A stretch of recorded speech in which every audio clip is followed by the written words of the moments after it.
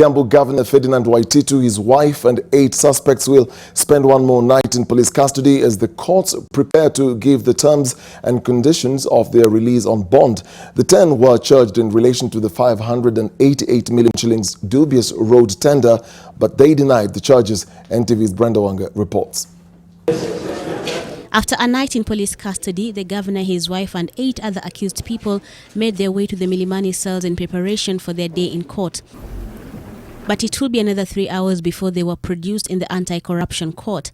They are charged with a number of offences including fraud, conflict of interest, dealing with suspect property, money laundering and abuse of office. They said Testimony Enterprises Limited by the Kiambu County Government. Waititu, true or false?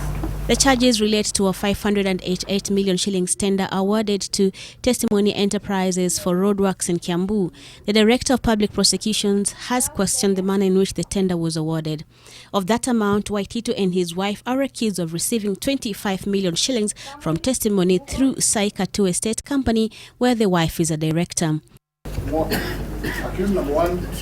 An application by the defense to have the suspects released on bond was unopposed, but the terms of their release was a bone of contention. The spirit of Section 62, subsection 1 of the ASECA,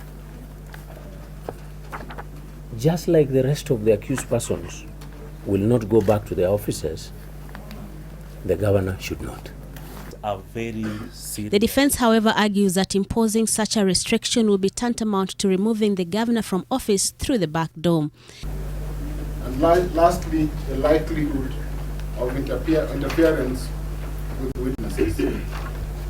The prosecution says that a recent ruling that governors facing corruption charges should stay away from their offices and their roles taken over by the deputies for the duration of the trial was prejudicial to the accused and will deny the electorate their rightfully elected leader.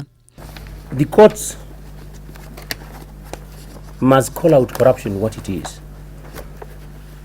and make it as expensive as it can be. There be equality amongst all the accused persons in terms of Article 27, insofar as that issue is concerned. The accused are also expected to surrender their travel documents to the courts and are required to stay away from witnesses in the case. Spending one more night in police custody may just be the tip of the iceberg for the governor, as his continued stay in office will be determined by what this court decides tomorrow. Brenda Wanga, NTV, Nairobi.